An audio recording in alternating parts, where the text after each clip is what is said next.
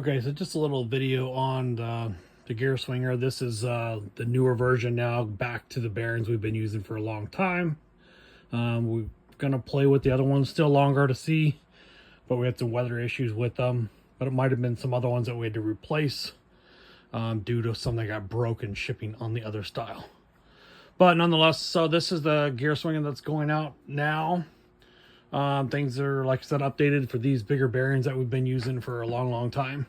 So the downside of these bearings is this arm can pivot in the bearing can pivot in there, which means the arm can move and not be aligned. So especially with the gear swing, you need to make sure that these are tight and that the gears stay basically together, like meshed up, right, flat.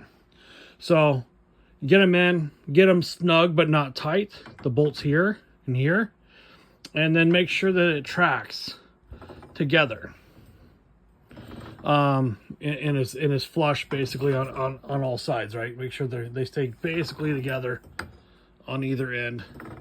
It doesn't matter if they're off a little bit, that's not going to make that big of a deal.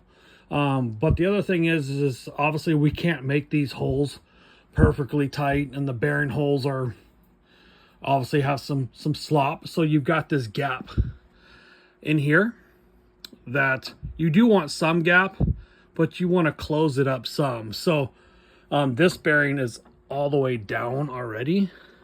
We could tap it, but it don't go nowhere. But so anyway, once it's there, tap the bottom of the other one up, as when the bearings are snug. It's still too loose, so I got to snug it up a little bit, and then just lift that up before you tighten these bolts all the way down and close that gap up some. And that's the first step, actually putting the gear swing. You want to do that before you put the counterweight on.